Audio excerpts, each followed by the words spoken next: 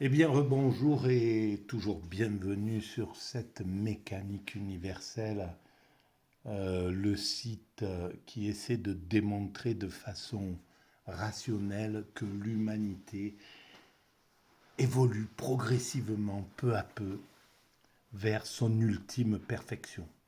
Que depuis que nous nous sommes séparés, distingués, séparés des autres primates, que nous avons quitté le royaume de la nature pour le royaume de la culture, avec tous les progrès qui ont consisté. Hein. En partant de zéro, nous avons découvert, nous nous sommes répandus sur cette planète, nous avons découvert voilà, la roue, le feu, la maîtrise du feu, etc. etc.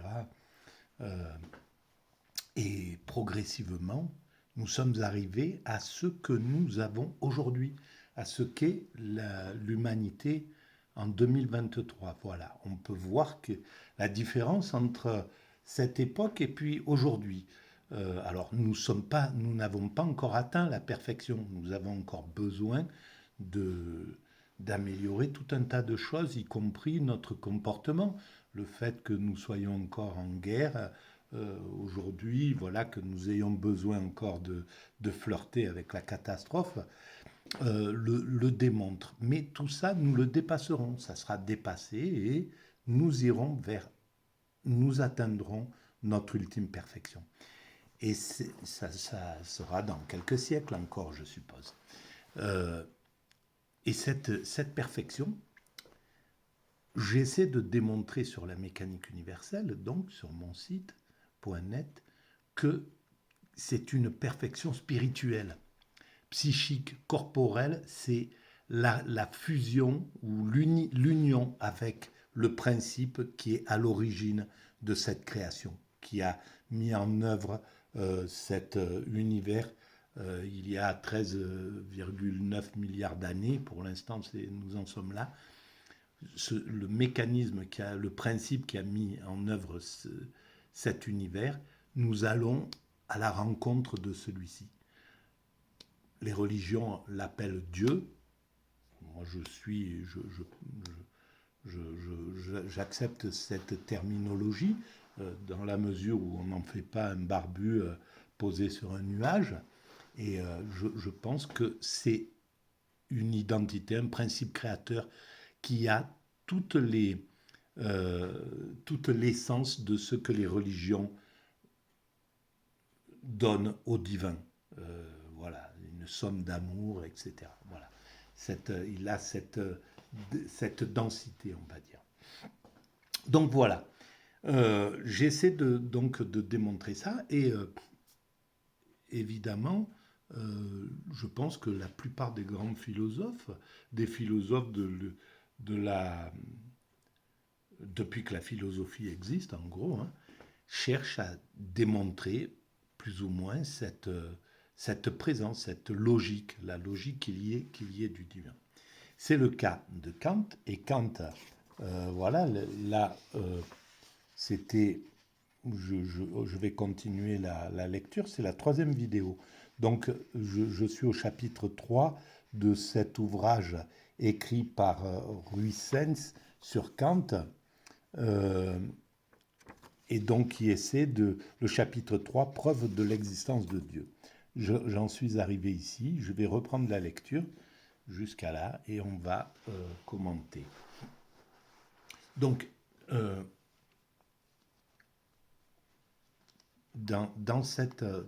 à travers cette lecture, j'ai amélioré, on va dire, grâce à cette lecture-là, un argument supplémentaire pour démontrer la pertinence qu'il y ait Dieu, qu'il y ait un divin. Jusqu'à présent, je cherchais à prouver qu'il y avait un Dieu, que Dieu avait créé cet univers et que c'était pas rien, c'était pas pour rien que que l'espèce humaine apparaît dans cette création et qu'elle développe telle et telle qualité, par exemple, le, le- la capacité d'exprimer notre amour se développe de plus en plus. Notre capacité à aimer autrui, à respecter autrui, se développe, même si on a l'impression de l'inverse. Donc jusqu'à présent, je m'appuyais surtout sur cette évolution dont j'ai parlé au tout début. Nous étions des primates, primates naturels, nous sommes des hommes constructeurs, nous allons vers l'humain accompli, l'humain parfait, voilà, vers cette perfection qui est l'extase. Et donc j'essaye de démontrer ça, c'est tout le chemin sur la mécanique universelle. Et là, en lisant ça, je me suis... J'ai compris une chose supplémentaire, c'est que, parce que l'athéisme va dire, mais bon, il n'y a pas Dieu, en fait, l'homme, on est là, mais il n'y a pas de sens, quoi, en fait, il n'y a pas vraiment de sens. Mais en même temps, l'athéisme ne se creuse pas cette réflexion. Il pose ça comme ça en disant, bon, il n'y a pas Dieu, Dieu n'existe pas, les choses n'ont pas de sens, il faut qu'on vive le mieux possible, etc. Puis on meurt, et puis c'est tout. Voilà. Mais ça, c'est valable si tant qu'on ne se pose pas la question, tant qu'on ne se situe pas dans cette création.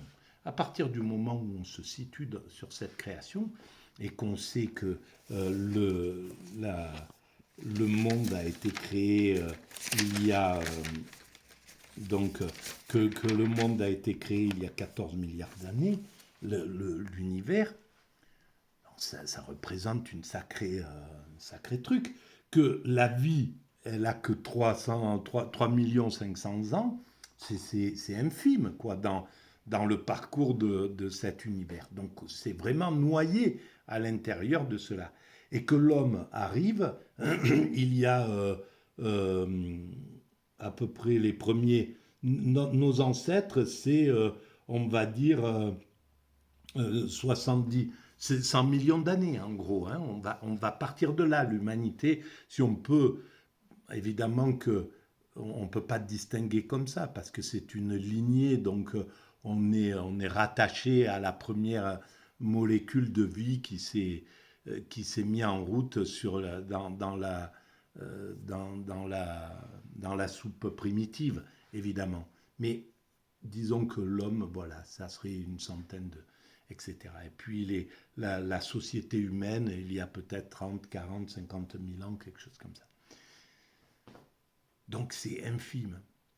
Alors, si nous nous sommes séparés, alors que la nature, tout ça, elle n'a pas besoin de conscience, elle n'a pas besoin de scientifiques, elle a passé des milliards d'années sans ça, apparemment, à part s'il y a d'autres planètes où il y a de la vie comme la nôtre, etc. C'est possible, hein.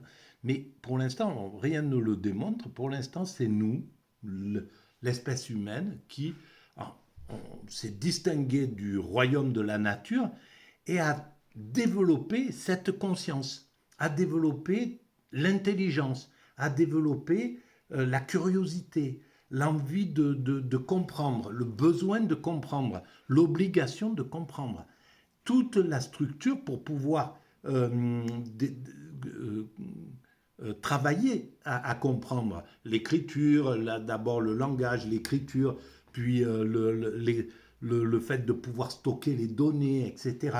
Et puis tout le matériel pour aller regarder à l'origine de l'univers. Qu'est-ce qui s'est passé? Pourquoi il y a eu cet univers? Qu'est-ce qu'il y a derrière une seconde avant que cet univers se crée, etc., etc.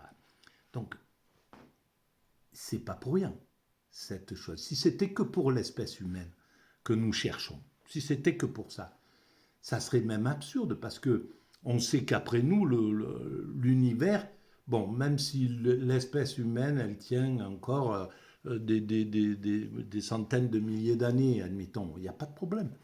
Mais si, après l'univers continue pendant 13 milliards comme devant, il n'y a pas de raison, en fait, de notre... On, c'est absurde d'arriver à comprendre pour rien. Donc, à mon sens, ça amène de l'eau au moulin de l'idée dont les religions en parlent de ça de façon intuitive. Elles ont compris ce truc-là, elles l'ont dit. L'espèce humaine, l'humanité est là pour révéler à Dieu, pour révéler les choses clairement, des choses qui, mais pour les mettre en somme à la conscience, pour les élever au niveau de la conscience, quelque chose qui serait fait pour être révélé. Pourquoi? C'est compliqué à savoir, évidemment, on peut pas, c'est pas, on peut pas définir exactement pourquoi il y a l'humanité et plutôt que pourquoi nous sommes sortis de cette aventure. Pourquoi nous devons chercher et comprendre tout ce que nous sommes en train de comprendre. Voilà, je m'exprime encore très mal, mais c'est pas grave. Je continue donc la lecture de Kant. J'en étais ici. Qu'il suffise ici de résumer l'argument qui, dans ce naufrage métaphysique, semblait offrir à Kant une planche de salut. Parce que Kant dit on ne peut pas prouver Dieu, il cherche à prouver Dieu, on ne peut pas prouver Dieu par l'argument ontologique, il faut le prouver par l'argument, par la phénoménologie, par les phénomènes, à travers les phénomènes, à travers l'humanité, voilà, la création.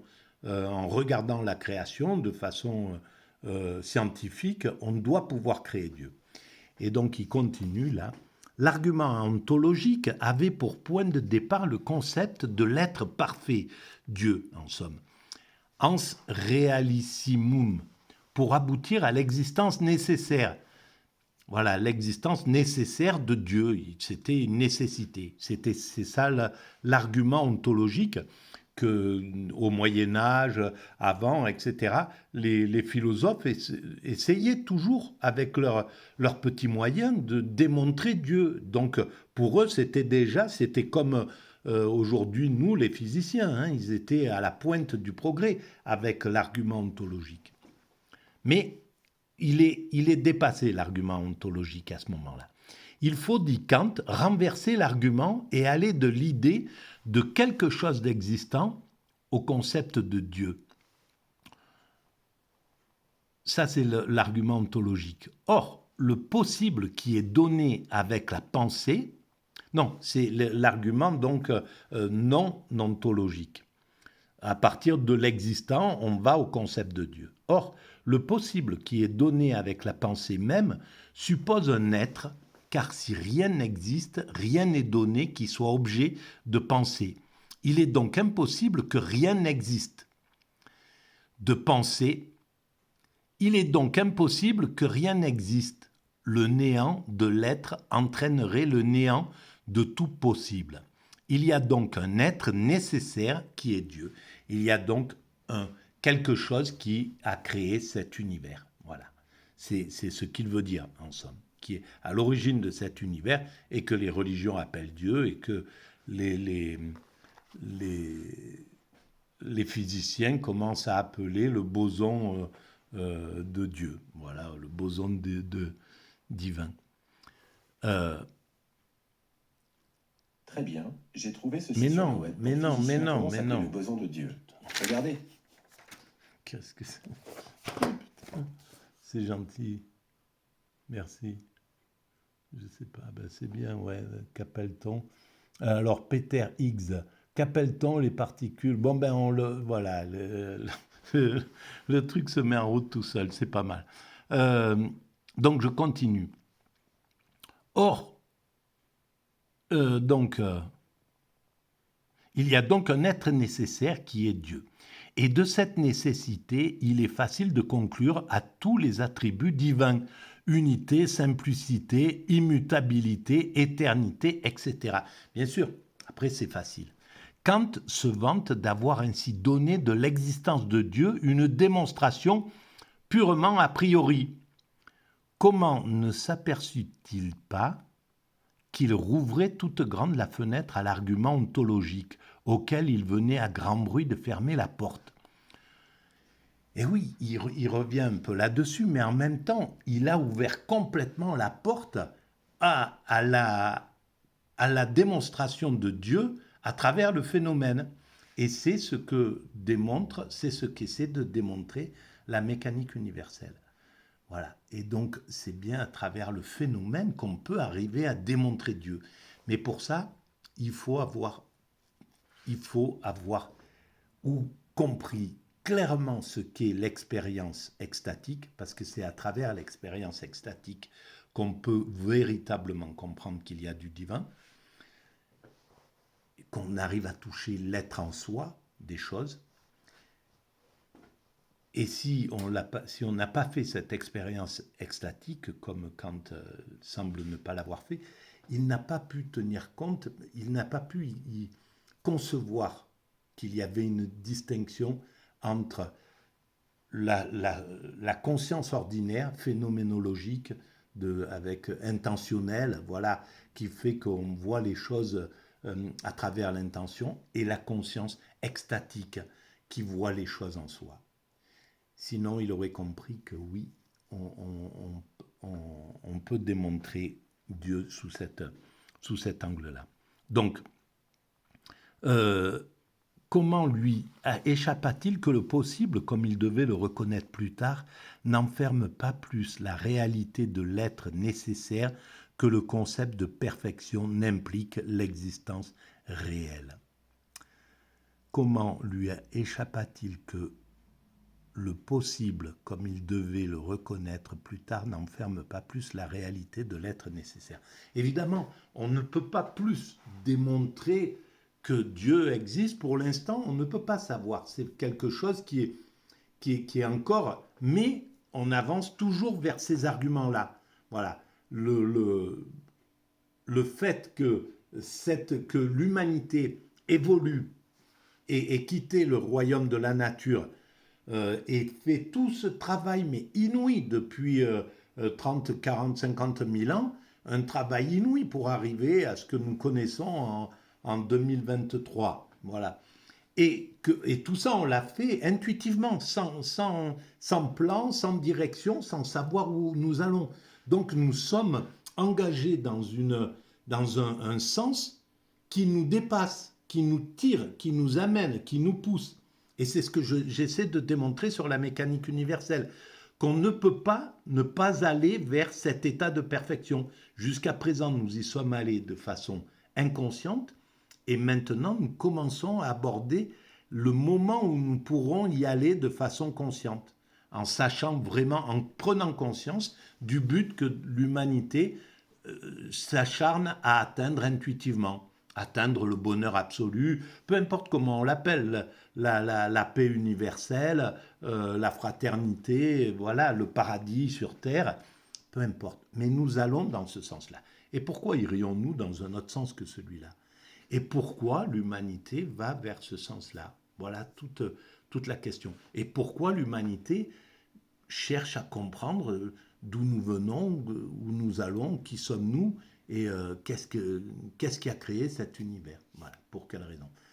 Un argument supplémentaire. Donc ça fait beaucoup, beaucoup, beaucoup d'arguments qui vont dans le sens de oui, il y a du divin, plutôt que non, Dieu n'existe pas. Il n'y a pas de.